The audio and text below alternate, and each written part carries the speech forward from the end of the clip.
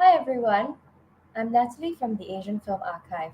Thank you for joining us this evening for the online discussion Speaking of Magic Map, accompanying the retrospective Maxento program running until 5th June 2022 at the Oldham Theatre. The panel will discuss the legacy of comedian Sento and the significance of his artistry in Malay cinema, and will also offer insights into the preservation and restoration of the featured titles within the retrospectives program. Please feel free to ask questions throughout the duration of the discussion, which will be addressed by the panelists during the Q&A later. Now that I've introduced the program, I'm pleased to introduce our speakers and moderator for this evening's discussion. First, we have moderator Hu Sim. Sim hits the Film Studies minor at the Singapore University of Social Sciences and currently teaches courses on Singapore film history, the local film industry, and the state of streaming. Our first panelist is Dr. Hatta Azad Khan. Dr. Hatta is the founding dean of the Faculty of Applied and Creative Arts at the University of Malaysia of Sarawak. He has served as the director of the Malaysian Arts Academy, the Director General of the Malaysian National Theatre, Dean of Faculty of Artistic and Creative Technology at the University Technology, MARA, and served as the Rector of the Malaysian Academy of Arts, Culture and Heritage from 2012 to 2017. He is an acclaimed academician and an award-winning arts, culture and heritage uh, uh, an award-winning writer and director for stage, film, and television. His most recent work was Mahathir, The Journey, that he wrote and directed in 2020. Dr. Hatta received the Southeast Asian Writers Award in 2008 and the National Academic Award from the Ministry of Higher Education in Malaysia. He now devotes his time to filmmaking and teaching film and is an advisor to the Film Directors Association of Malaysia. Next up, we have Mr. Hassan Muttalib.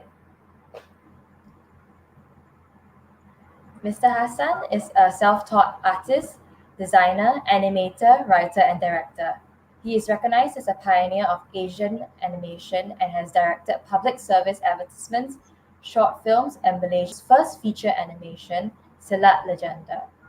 He received an honorary Masters in Creative Technology from University Technology MARA in 2008. Hassan's writings have been published internationally in publications by Cornell, Indiana University Press, and Cahiers du Cinema. He has also authored 3 books on Malaysian cinema and animation. Hassan has been on many international film festival juries, curated animation programs, and lectured at local and international universities. He is currently a film critic. And finally, introducing Chu Tipao, AFA's very own archivist. Tipao has been with the Asian Film Archive since 2009. As an archivist, Tipao plans AFA's preservation strategies and oversees the development of film collections, as well as curating various film programs to showcase these collections. He also selects and oversees AFA's film restorations. His publications on film preservation include an article on Nang magazine and a co-written chapter on independent digital filmmaking and its impact on film archiving in Singapore for the book Singapore Cinema New Perspectives from 2017.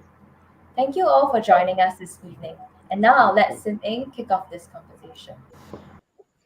Thanks, Natalie, and hello, everyone, and thank you so much for joining us for this retrospective of Sento, who has had a wonderful career as an actor, director, scriptwriter, songwriter, production designer, illustrator, special effects artist, singer, and just about everything you can think of in film. He was involved in over 30 feature films across 4 decades. And today, what we're going to do is we're going to be doing a retrospective of some of a selection of 12 films that he was in. And these are very old films, and so we risk losing them. And this is where Film Archive comes in. And I'm very excited to welcome Tipao, who will tell us about the preservation of these films. Thanks, Aiming. I'll just be sharing my screen.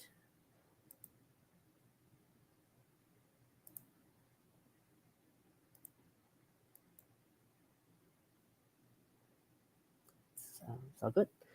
So I'll just jump right straight into it. But first, I really would like to just put in a plug for the retrospective program of Maxento that actually started last Friday and which will run through till 6th of June.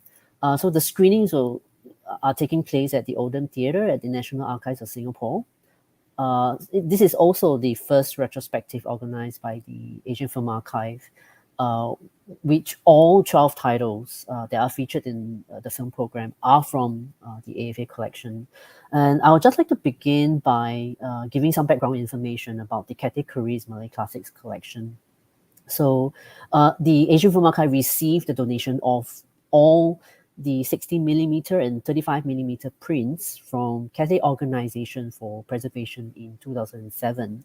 So altogether, there are over 800 reels of films that make up the 91 titles produced by categories films from the late 1950s to the early 1970s.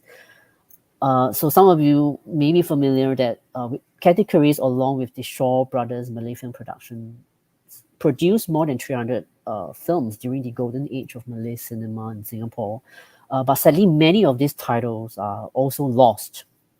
So this collection of 91 titles produced by categories films is also the oldest collections of films that the Asian Film Archive currently holds. So in 2013, the Asian Film Archive nominated this category's Malay Classic Collection for the UNESCO Memory of the World Asia Pacific Register, which is basically a listing of endangered documentary heritage regarded as a legacy for the world's community. So in 2014, this collection actually became Singapore's first collection of films that's successfully inscribed onto this register, which actually really helped increase the awareness of the existence and the significance of this cinematic heritage. So interestingly, out of the 91 titles produced by categories, Maxento directed a total of 9 films, which may not seem like a really large number, but when we looked at a closer look at these 91 titles, Maxento only directed less than filmmakers like Hussein Hanif, who directed 12 films, and Amin, who actually directed 27 films in total during their respective careers at categories. That said, Simei also mentioned earlier that Maxento has been credited in his career of over 4 decades, has been credited in over 30 films as an actor and/or art director, production designer, as well as a special effects artist. He was also responsible for many of the title card designs and animation for many of the categories films, including the ones that you see on the screen right now. So besides featuring the 9 titles in this retrospective that were directed by Maxento, we've also included 3 additional titles that represent his multifaceted career, which I will share about. First, we have Pak Pandir Modern, which is a 1960 film. So this is a really interesting title, I think, within the categories collection, because at the start of their business in making Malay films in the mid-1950s, categories actually relied quite heavily on directors from India, Indonesia, as well as the Philippines. So Pak Pandir Modern is the only title within this categories catalog that was written and directed by an Indonesian Chinese filmmaker named J. Kamin Yu, or he was also known as Chairul bin Yusof, who concurrently established a filmmaking career in his home country in Indonesia during the same period. So the AFA actually restored Pak Pandir Modern from the surviving the 16mm and 35mm 2 years ago.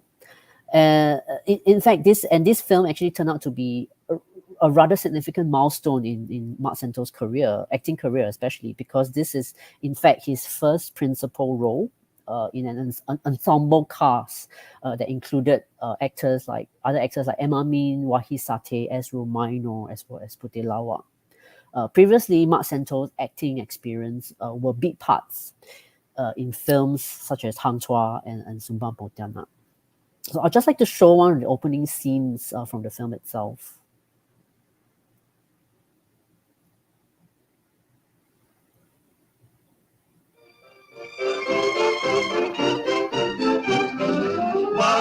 pagi, teruslah mandi.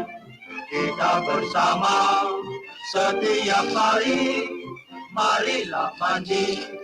Kita semua, kalau tak mandi, badan pun lemah. Tengoklah aku, cergas selalu, badanku sehat, oh sudahlah tentu. Marilah mandi, kita semua, kalau tak mandi, badan pun lemah. Tengoklah aku, gaya badanku, semua gadis gilakan aku. Marilah mandi, kita semua, kalau tak mandi, badan pun lemah.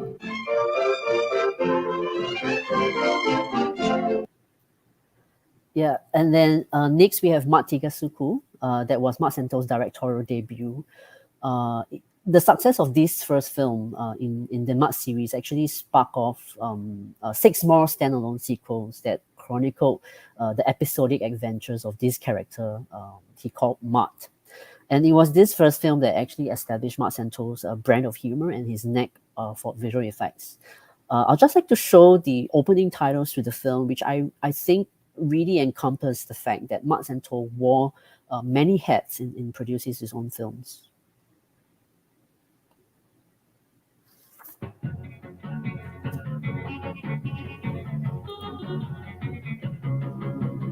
Matikasu hiburan baru, Janaka dan Balagu.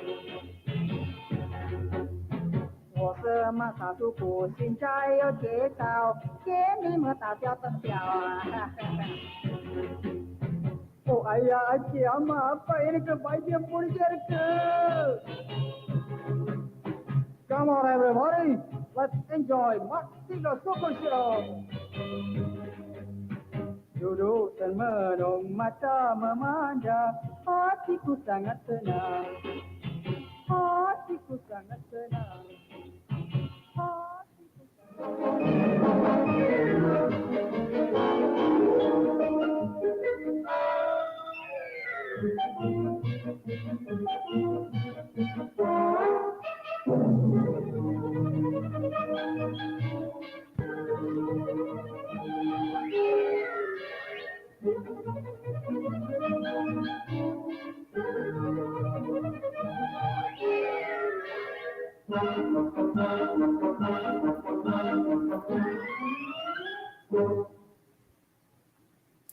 Yeah, so of course the actual opening titles, I mean the crew and cast credits actually appeared at the end of the film as well.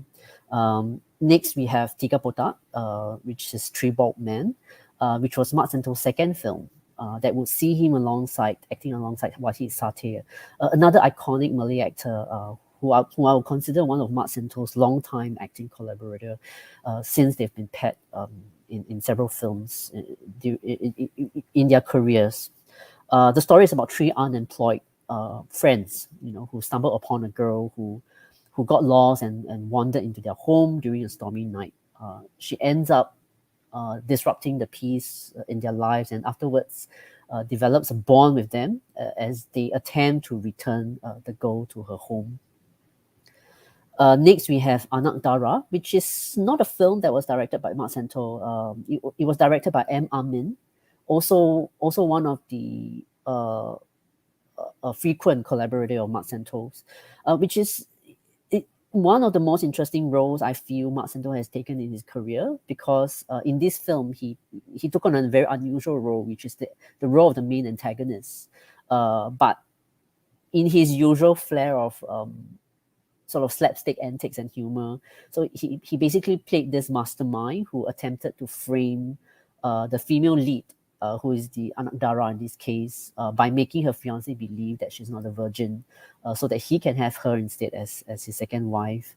So even though the story really revolved around the couple or rather the female lead, I for one personally felt that this is really Maxento's character was really the heart of the film. And then in 1967, we have two films that Maxento directed that were released in the same year, which is Mat Bond and Mat Raja Kapoor. So it's really this from this post-independence era that we actually that Maxento actually explored very different themes that actually incorporated music and as well as popular culture that reflected the times as well. For example, Mat Bond, which is obviously a parody of the spy films like the James Bond series, and Mat Raja Kapoor is basically a hodgepodge of both period and futuristic elements. And the reason why both of these films were released in the same year is because Mat Raja Kapoor is in fact a direct sequel to Mat Bond, even though the rest of the plot that happened within Mat Raja Kapoor doesn't quite relate to the events from Mat Bond. One of my favorite scenes from Mat Raja Kapoor is this scene where Maxento almost encounters his doppelganger. Hey Mama, teh satu. Apa teh? Uang bayar dulu boleh dah. Engkau sumber sama saya. Engkau ingat apa? Engkau bomo ya? Nanti mau sumber sama orang. Bayar dulu dah. Apa nanti? Aku anak raja lah. Raja? Apa raja? Raja Kapoor ya? Porat sih.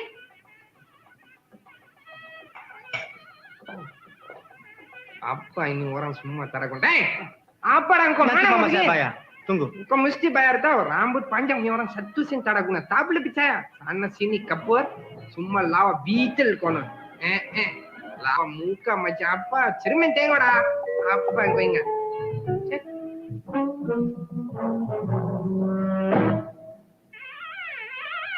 Nana. Angkat dah. Wang kasih dah. Makan tamu bayar uang semua apa semua makan. Kau tengok bayar tamu. Siapa makan ni? Engkau makan lah. Ini bukan saya makan. Saya cakap engkau bukan makan. Engkau juga makan. Saya bukan makan dah. Saya tak ada peduli. Engkau makan. Ini bukan saya makan. Engkau makan. Engkau mesti bayar sekarang juga. Bukan saya makan. Saya baru datang lah. Engkau banyak besar ya. Mau lawan. Saya tablah kasih kau kepala pecah. Nanti dulu. Apa pasal? Apa pasal? Kita ada bayar Encik. Jangan susah. Apa dia makan, saya bayar. Ini mangkuk, boleh angkat. Dia juga bayar. Kalau tak ada bayar, berapa susah. Saya bankrupt tahu. Yep. Next, we have Samurai, which is obviously a word on the word samurai. Again, this is not a Maxento film. This film was directed by Nordin Ahmad in 1968. And Maxento played the hero's sidekick, who also possesses magical powers of his own. So Maxento actually conducted or performed the role of special effects artist for several films by other directors. But this is one of the very few in which he not only did the special effects for Nordin Ahmad, but he also had a substantial supporting role in this film. So if you're familiar with this film or will be catching this film, I think later in the month, you will find that the camera techniques, the camera tricks, as well as the special effects really played a big part in the film because of the kind of magical as well as action sequences that happened throughout the film. So from 1968 onwards, Maxento directed 4 more films for the Mat series that included Mat Lanon, Mat Toyo, as well as Mat Garangguni. So Mat Lanon, which translates as Mat the Pirate, tells the story of Mat, who obtained a magical book of spells, but he was then forcefully recruited by a bunch of wicked pirates and forced to terrorize a village. In Mat Toyo, Maxento incorporate elements of black magic as well as folklore in a parodical manner. And in Mat Garangguni, he played this rag and bone man who's forced to go on the run after he mistakenly gave away a bag of jewels that belonged to a rich man.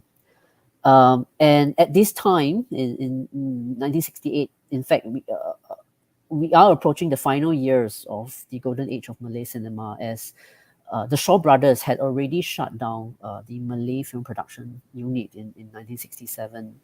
And it was when Maxento made the last film of the Mat series during his time at Categories, which was Mat Magic in 1971.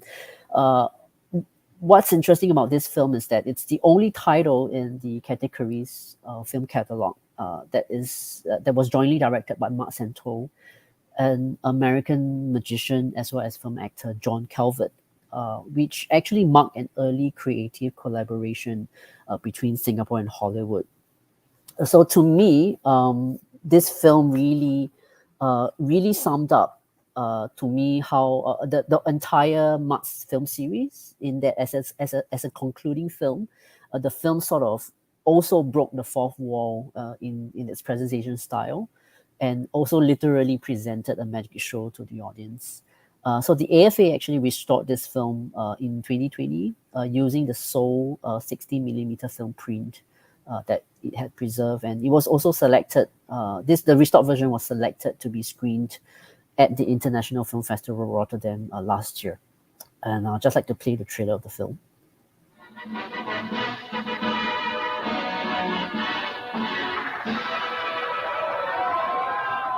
Dan sekarang, marilah kita menyaksikan satu pertunjukan istimewa yang akan dibawakan oleh Mr.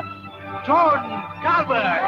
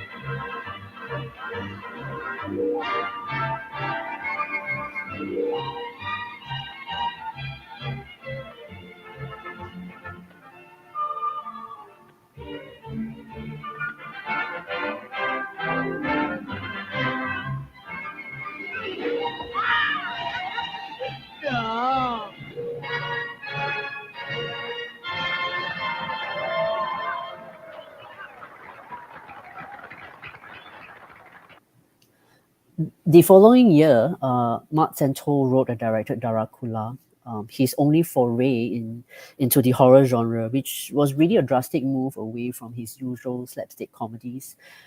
And interestingly, it's also his only directorial work which he didn't act in it. This film would also mark his last collaboration with Categories Films before the studio ceased its movie production operations in 1972 as well.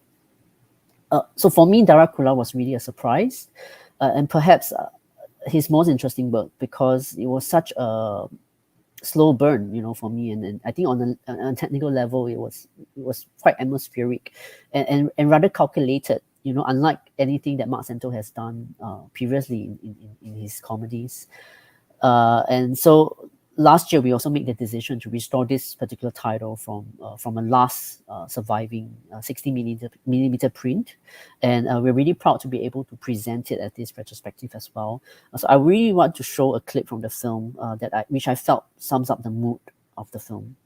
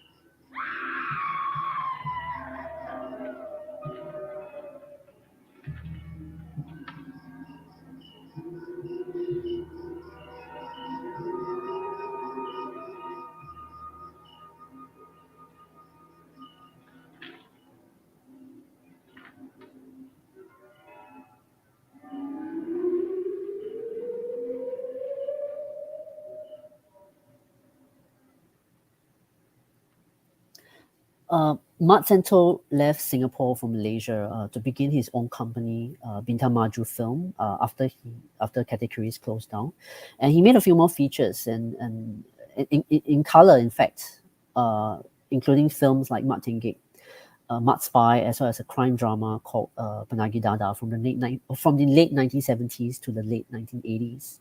So I would have loved to include these films within this retrospective program.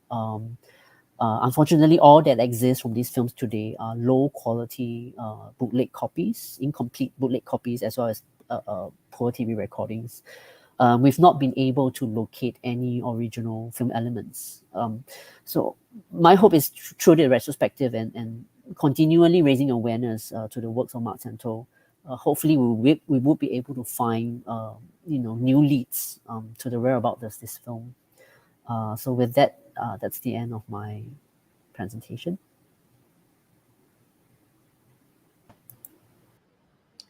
Thanks so much, Tipao, for that wonderful overview of Maxento's work. I'd like now to bring on Mr. Hassan Muttalib, who will speak on Maxento's role as a special effects technician and magician as well. Okay, thank you, Simeng. And can we have this first slide? Because I'll be presenting it on slides from here on. So we have to look at the categories, at the founding of categories as a very significant event in Singapore cinema. And it is because of the coming of Tom Hodges as head of categories, and Maxento as actor, art director, animator, director, and a lot of other things. So a new episode began for the studio as well as for Malay cinema in Singapore at the time. So next slide. And Tom Hodges, the one in the center, with Hitchcock on the left and L. Krishnan on the right, during sometime in the 1950s, Asia Film Festival in Singapore. So Tom Hodges set the vision for a more authentic Malay film, and that was also different from what Shaw Brothers was producing. So Hodges gave free rein to the creative personnel, and he had just come from Kuala Lumpur, where he had been the Director General of the Malayan Film Unit from 1952 to 1954. Next slide. In 2008, when I was president of the Animation Society of Malaysia, I initiated the giving of an Animation Pioneers Award together with the One Academy to Maxento and Goh Meng Huat. And Meng Huat was Malaysia's first animator at the time for documentaries and commercials, while Maxento was the first animator for feature films. Next slide. The Malayan Film Unit was set up in 1946 by the British in Kuala Lumpur. It had specialized equipment for making and shooting titles and films, and also for special effects. So this is what Maxento didn't have. Now, the opening title sequence in 1953 for Cathay Organization as well as for the Cathay Chris studio was made by Gilly Potter, British combat cameraman who was seconded to the British government to work at the Malayan Film Unit. So this was a moonlighting job for him, and he made these titles together with his assistant, Goh Meng Huat, the first animator of Malaysia, and it was all shot frame by frame under an animation camera, the one that I showed earlier. Next slide. And this is the camera on which the titles were shot. This camera was in Sri Lanka, and it was brought over to Singapore, where it was kept at the Cathay building before being moved to Kuala Lumpur. So that's Gilly Potter making titles for Lord Wayne Mountbatten in 1944 for the Burma campaign, which Lord Wayne Mountbatten was spearheading. And that is Goh Meng Huat at his table in 1947. And this is the shot taken by Gilly Potter for the titling sequence, and he used this as a reference. Next. Now, Maxento did not have that kind of specialized equipment that we had in the Malayan film unit. So all he had was this kind of a camera. This is a very specialized camera. It was made pre-war, and it had also the capability of not only shooting movies, but it can also be used to take frame by frame stills, almost like a still camera. And then it can be used for reverse shooting. You can even rewind back the film, use a matte box to put a card in front to block out part of the frame so that you can superimpose another scene. So this is the camera that Maxento used. Next. And these were the titles, some of the titles that he had done. And they were very creative. And the title, Mat Tiga Suku, 3/4 or Haywire Mat, was actually a set which was then replaced with a still photo of the set, which I will explain later. Next. So in Mat Bond, you can see how creative and how clever Maxento was. So the scene where Maxento, Mat Bond goes into the toilet and goes down is a set. Now, very cleverly, Mat also had the perempuan or the ladies signage, and it was as if there was a title in the background and Mat went over it, like some Hollywood films had done that. So this was to set us up for the title that was to come. And what is significant about the title, after Mat goes down, the camera zooms in to make it look as if the title is actually part of the background. But what he did was, he had a peculiar kind of zoom, which nobody else ever did, which was not a linear zoom, but towards the end of the zoom, there is a slight curve. And you can also see this in Drakula. That I think is very innovative. Next slide. And this is the only or sole example of the animation on glass technique for a titling sequence. So the titles were all done on glass with a still photo in the background of clouds. And then when he wanted to transit or do a transition from the one title to another, he physically manipulated the paint on the glass frame by frame to give it that transition effect. Next. And the very straightforward animation that he had done for Mat Bond and Simula, all those rays of light coming from the eyes, going across the door, and then that force field, like a bottle around Maxento, these were all animated on black paper, and it was shot with high contrast film. High contrast film picks up only black and white, and this was used to superimpose over the titling. But of course, before they did that, they had to do some rotoscoping. That means project the live action background on a table and then trace out the exact position that they wanted the animation to be in. And then there was also even a negative image-like effect of rotoscope images for Simula in one scene. Next. So this is the one that is actually very innovative. This is actually a full-size set, and it was shot vertically. It was shot vertically, and Mat appears in 4 panels, and this is actually rewinding back the film and re-exposing 4 times. Now this is possible because on the film camera there is a footage counter, and this footage counter will tell you exactly at which frame you are in, and it is almost exactly like an animation camera. Next. And then when he went to the titling animation sequence, this is not the set, but it is a photograph of the set. So you can see there's a lighting difference, and this was all animated using still photos and cut out titles. Next. For Mat Magic, the black background is actually what you call to make everything very easy, and he superimposed himself 3 times onto the same frame, that is by rewinding. But making sure that he had a chart that told him exactly at which frame mud number 3 had to look at mud number 1, and so on. And then there's also a scene where he separates his body from the head, and this also more or less the same kind of technique by masking off his head by either with a black cloth and then a black cloth over his body. And then there's a scene where 2 images of mud crisscross each other. So you can see when you superimpose, you see a transparent image.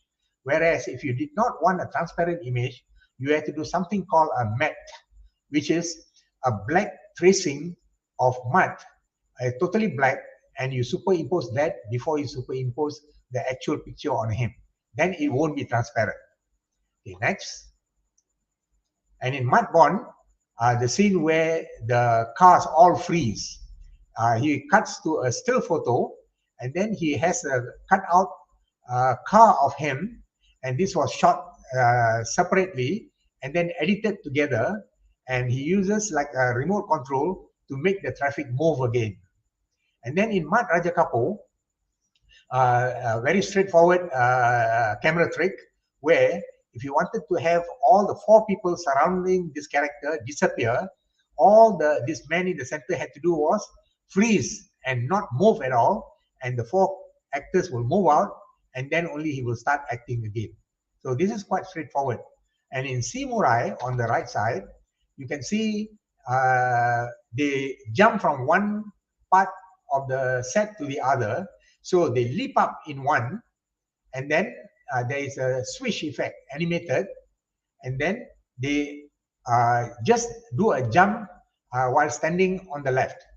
And when it's all edited together, it looks as if they actually jump from one side to the other. Next, animating a golf ball to go straight into the hole. So this is frame by frame, very simple and straightforward to do.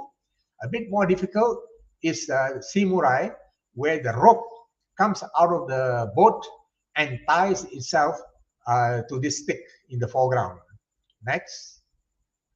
And his specialty, which we are all used to, is where he has a cutout of himself on a flying carpet or on a carpet scooter or in the flying toilet, or a man who flies from one tree to another, and Mud Bond leaping up from the car, somersault, and landing on the left side. These are all still photo background and still photo cut out of the character. Next. So here there is a boo-boo. So he had a same cut out scene where 4 characters are flying through the air, and then he tilted the camera on his side and shot them as if it was a close-up of them flying. But I think the cameraman made a mistake. He did not cut off the legs, because you can see the ground on the right side. So that's a big boo-boo. And I'm sure Maxento didn't know about this. Now, the next one, Samurai. This is the poor man's special effects. So in the first shot, Maxento is throwing something. I think it is rope. He's throwing rope onto these 3 people, but he's actually not animating it. He just throws it, and the camera does a swish pan, and it moves very fast to the left, and then you cut to these 3 guys all tied up. So it looks as if that when he threw the rope onto them, the rope tied itself around them. Okay, next.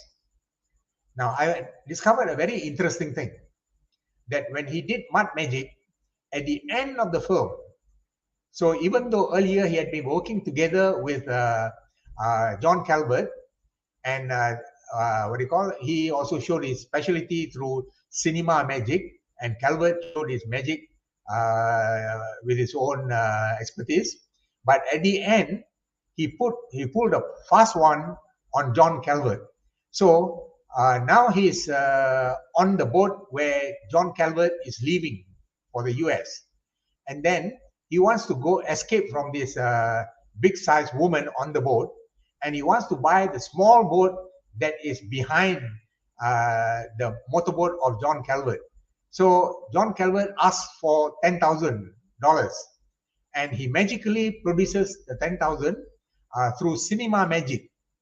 Okay, and then he gives it to John Calvert, and then he goes off with the boat, and then what happens? The money disappears. So this is a very clever, what do you call, a kind of a tick on John Calvert. You can go back to your country with your magic, but mine is better, in a sense that he's saying. And next slide. Okay, in Simula. Now, one of the things that we have been talking about Maxento is he didn't seem to have been taken seriously by the public or by the media. And Maxento did pass a comment about the media not being nice to him. But I think Maxento's character, being a very kind of born loser and being very haywire and sometimes overacting and going overboard, probably that created that perception. So when Nordin Ahmad directed Maxento, he did something very, very unusual using cinema language. So the first time Maxento was introduced in the film, now even though he was not the main hero, he was only a sidekick to Mustafa Ma'ruf, who was the lead hero. The way Nordin Ahmad's mise-en-scène, or the way he framed Maxento, you can see is very, very positive, having leaves in the foreground, framing him very well. And in the next shot, you can see this is what we call a heroic shot that gives a kind of high stature to the character, especially having the sky in the background. You normally see this in the socialist films where they uplift the image of the worker. So I think, I do not know for sure, but I think Nordin Ahmad wanted to uplift the image of Maxento in his film to pay homage to him as someone who really has a head on his shoulder. So I think that's it for me for the moment. Thank you very much.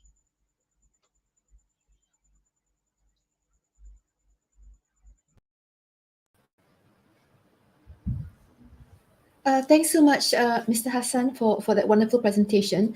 And we're running out of time, but can we please now hear from Prof. Hatta, who will tell us all about the film history aspects of Maxento. Can we have the title slides before I start? The film title slide.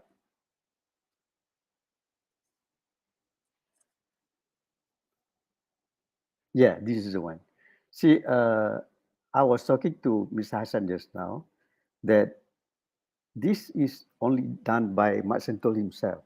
He was actually trying to depict the film title using the words, turning the words into something, into a picture. For example, the word lancang kuning, the way he put the word L and G at the beginning and end, it tells us that the word lancang is actually a big boat. Okay, for mata syaitan, he make use of the two A's and putting the I's into the letter A's.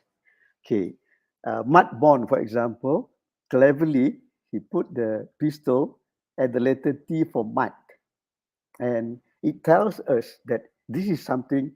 This is a film about spies or something that uses gun, uses pistol. Naga Tasik Chini, for example, he used the letter N at the end of the letter N, putting the dragon's head. So this is done. I asked Hassan just now. This was only done by Maxento during his time. Okay, we come back to Maxento. His real name is not Maxento. We can put off the slide now. His real name is Abdul Rasib Yahya. We don't exactly know why he changed his name, his screen name, to become Maxento.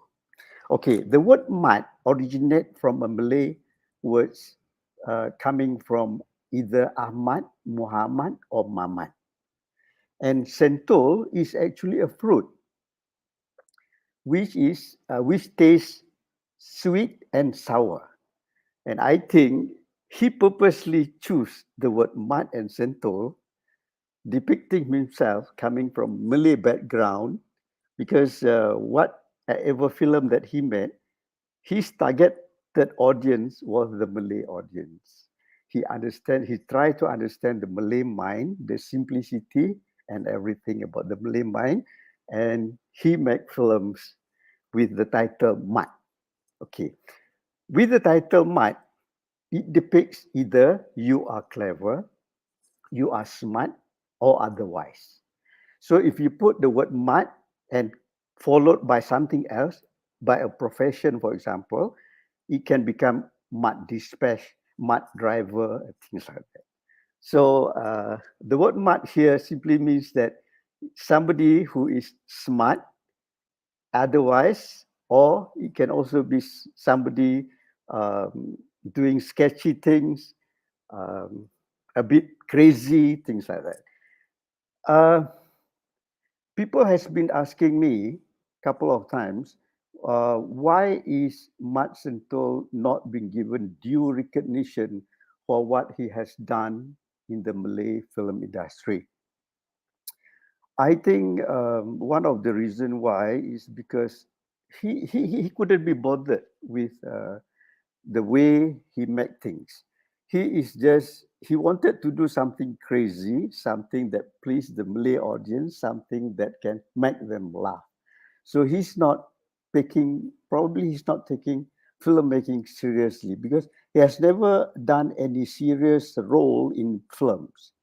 I mean, if we were to compare that with Piramli, Piramli is the guy who has everything, who has the package. He has done dramatic films. He has done comedy. Not only that, he is a music director, composer, and everything. So comparing Maxento with Piramli is to me, I think, is a different ball game altogether. You can't compare. Both are creative, but the creativity that come from Maxento is something that is very different from what Piramli did. Okay, uh, the title of his film, it is actually a parody. When he made Mud Bond, it was actually a parody about the James Bond movies from the British film industry. Yeah, um, he never thought of making a serious spy film like James Bond. If we were to watch Mud Bond, he has scenes like uh, the toilet that fly upon being flushed. He has, I remember two very beautiful scenes that he did. He was running on the beach. Uh, a group of people were chasing him and he was running away. And suddenly he stopped.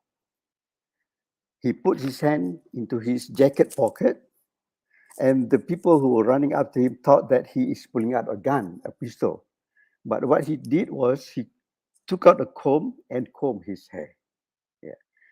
Okay, another scene. He was carrying a briefcase. We thought that in the briefcase will be documents, important documents. He was walking into his office. Documents that he need to be protected and things like that.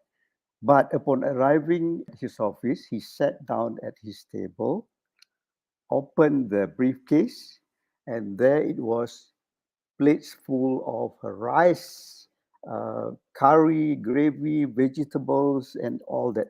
It was his lunch that he carried in the briefcase.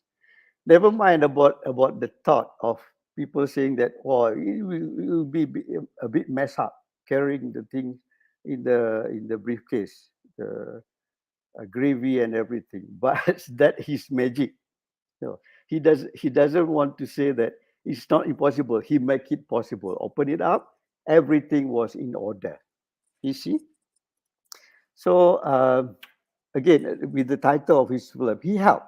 He helped the other directors with the title. For example, the film that we just saw just now, Simurai. was actually taken from a Japanese word samurai. Samurai. He turned it to samurai. Samurai is basically a bird, chirping bird. And then film like Drakula is actually taken from the word Drakula, which was popular during that period, a film, horror film during that period. So was Mat Raja Kapoor. The scene that was shown to us earlier with Mat Raja Kapoor eating and not paying in the coffee shop.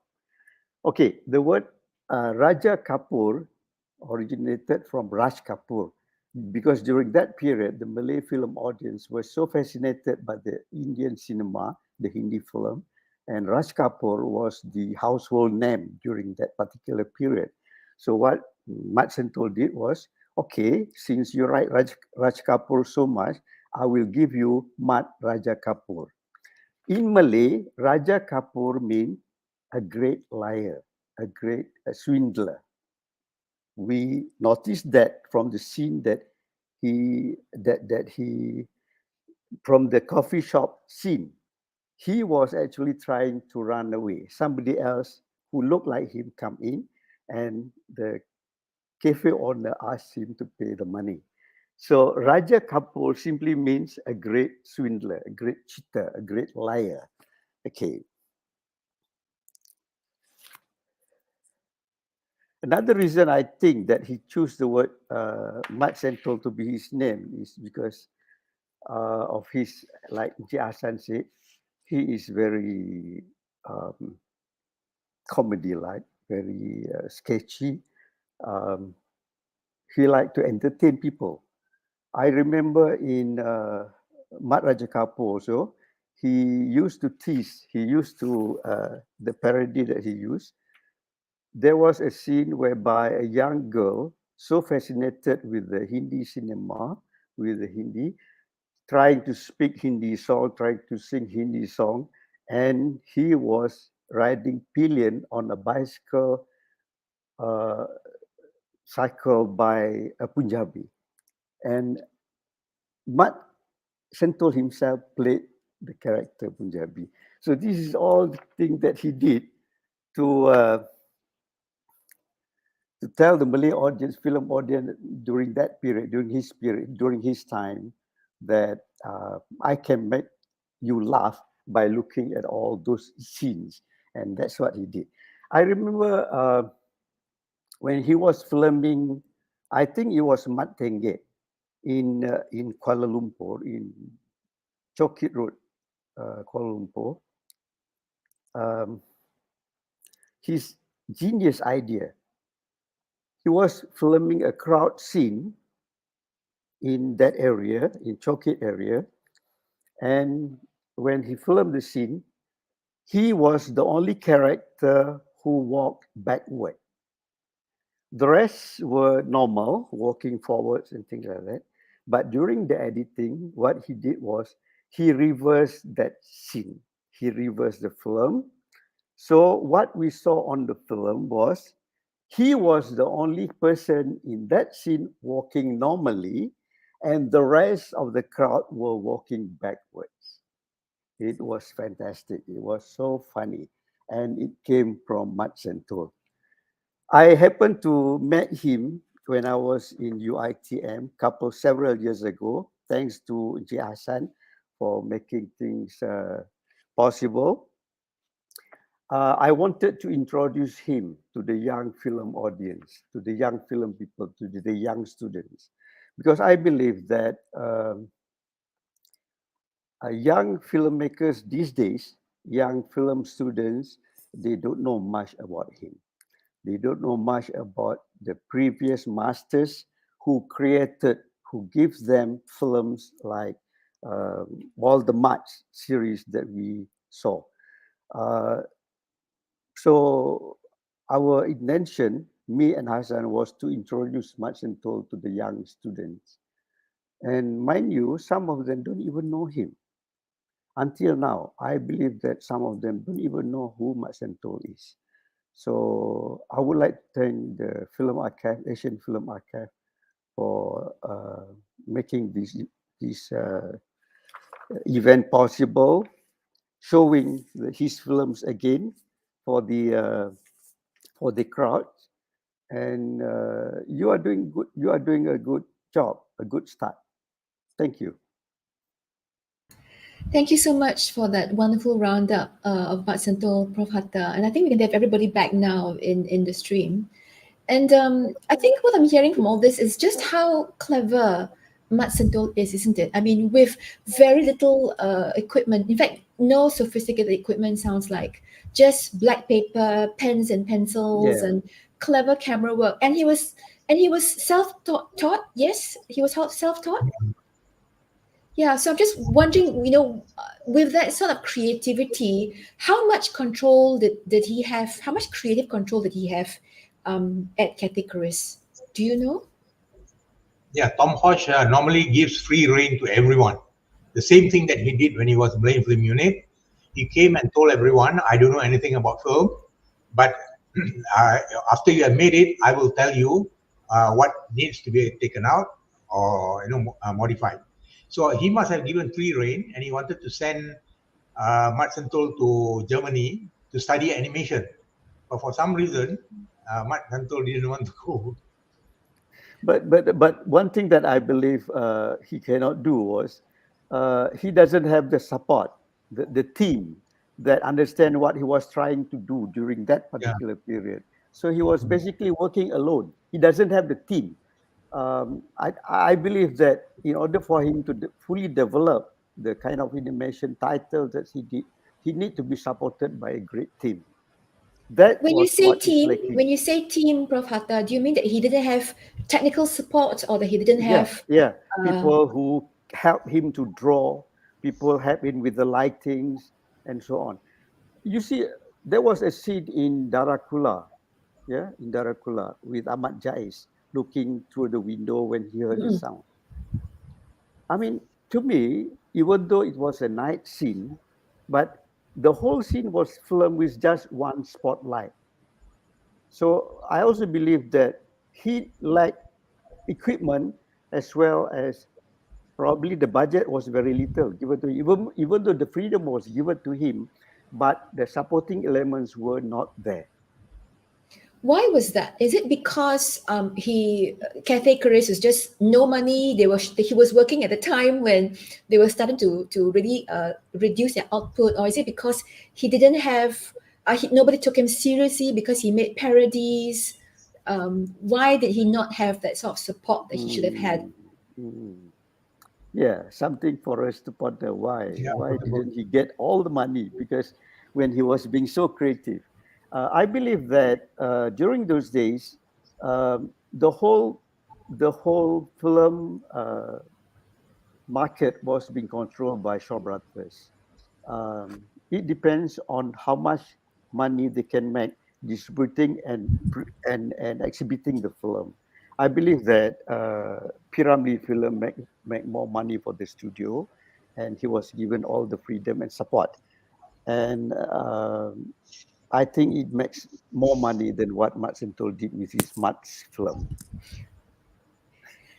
To a certain extent, his films are, even though they're overtly very funny, because they are so comedic and so slapstick. I think a lot of people didn't really understand what they were about, but actually they were very intelligent films. He was poking fun at, the James Bond thing, for example. He was poking fun at the whole James Bond craze, but he didn't try to do a straight Bond, a Malay Bond, the way Jeffrey Zane was doing with Gerak Kilat. He made I want to be like Bond, but I tak boleh.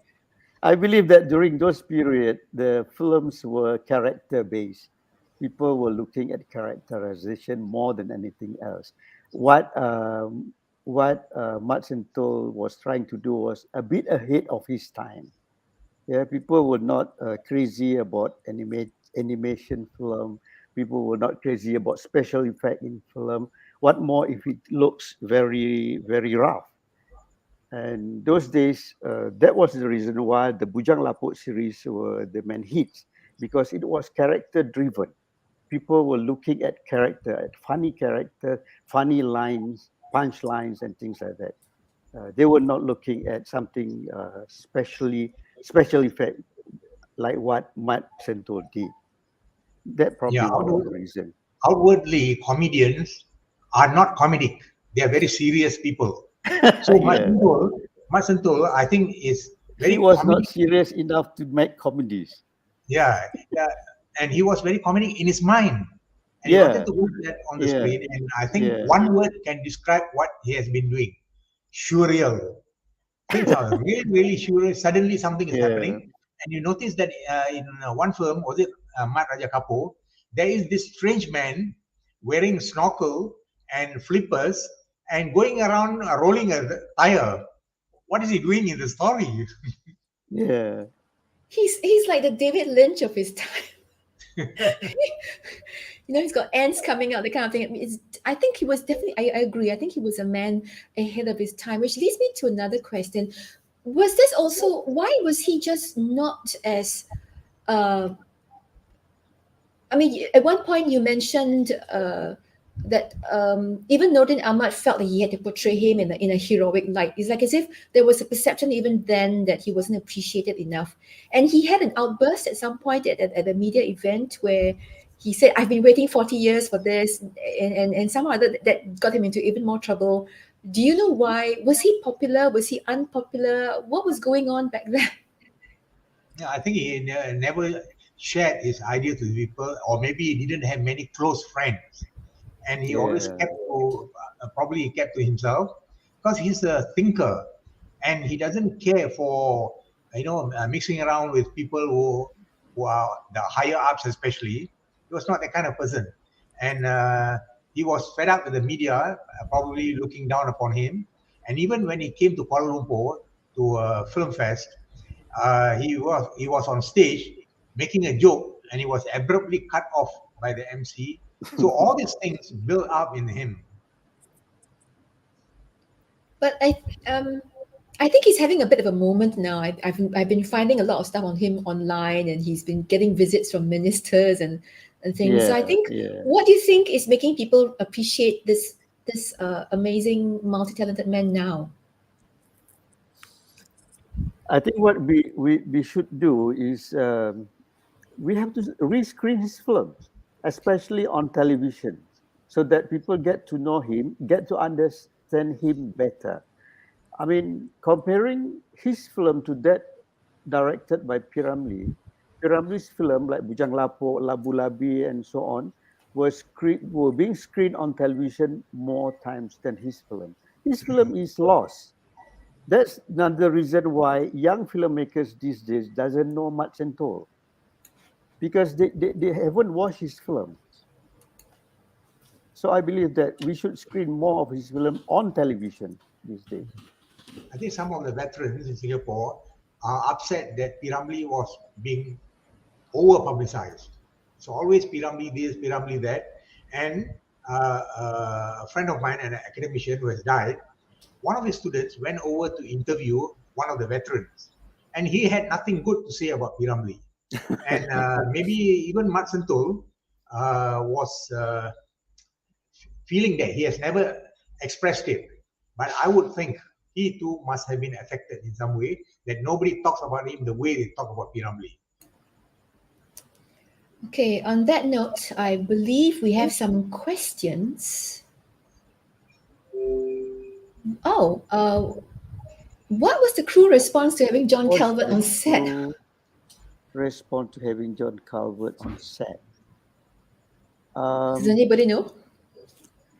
I think it was a normal thing in those days when film were being done in the studios.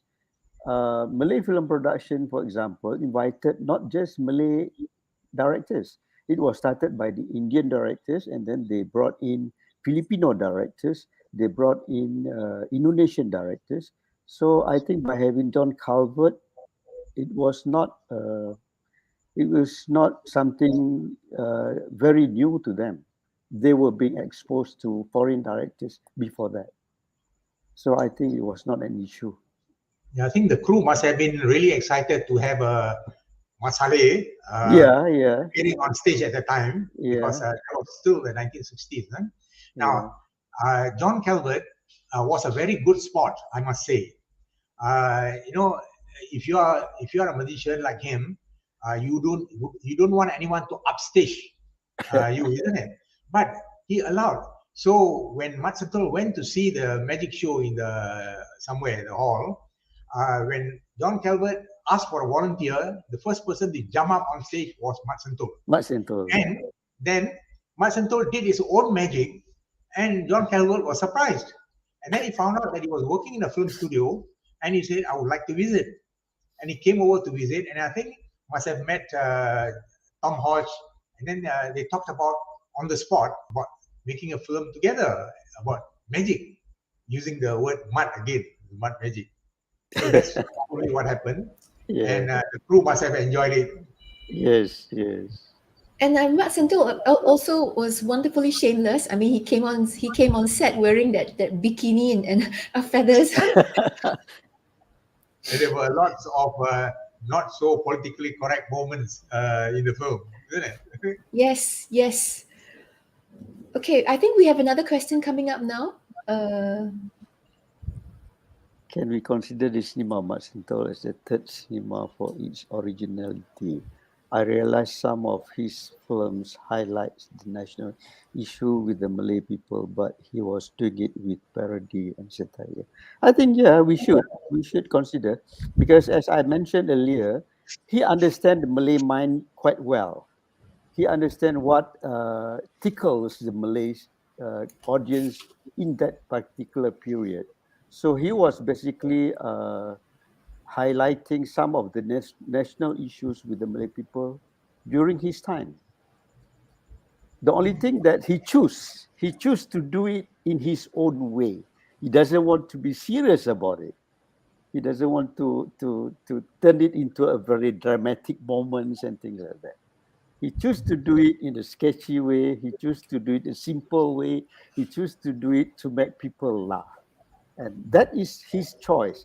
And as a director, I mean, we have to respect that choice, that kind of choice that he did. And he also refused to have a moral. I mean, he wasn't moralizing the way some of the Malay films at the time were quite overt. No, he was an independent spirit. And I think that's the spirit that he had was also used to talk a little bit about the Malay people at that time. They were poor, not getting ahead in any way. And then using all those actors, people like Malik Slamat and so on, and even the assistant editor was acting in the film, so they were giving chances to people all the way. Raja Jamaluddin, I worked with him as an editor on the animation and live action film called Mud Club. He was acting in the film as that young man who comes up on stage with John Calvert, and then he takes something and then he laughs out loud. That's the Raja Jamaluddin. Okay, I think we have one more question. Given that several of his films were obvious parodies in his work with special effect, did he try to imitate the effect he saw in bigger budget films like the Bond series, or was he looking to other earlier historical example of, for instance, stop motion animation for his inspiration? This is Cik Hassan. Obviously, he has not seen the stop frame animation, etc., of George Méliès. If he had, he would have gotten more ideas. But I think what he saw were copies, or he tried to copy what he had seen in big budget movies. But he didn't have that kind of budget. And then he was thinking of innovative ways. How can I do the same thing with what I have? And I must say, even though today it looks so dated, but at that time, probably it was really, really, I mean, people could accept it, and it was very, very innovative and creative. Yeah. I guess working on a shoestring budget, he did what he could, because it does look like he was working on a shoestring budget, actually, truth be told. Yes. So I think that was the last question from the audience, and we don't have time for any others. So I'd just like to wrap up by asking everybody who's out there to please do come and enjoy the films organized by the Asian Film Archive. It's a wonderful selection, and they're running till June. Tipa, am I correct? Yes. and select the films you're interested in, bring a friend, tell a friend, share the Facebook post with everybody else. Because Maxento really was, I mean, he's still alive, so really is a marvelous filmmaker with an impact which I think goes further back than, I mean, we've not touched on his advertising. I mean, I remember Taro Datang Lagi and Ding Dang, all the advertisements that he did for snacks. Yes. Yeah. The And commercials. yes, and he had a very large role there as well. And as a filmmaker, I sometimes think that if Cathay Careers had not closed down, what we saw the potential that he had with Drakula, what he could have done, maybe when he was trying to break out of comedy.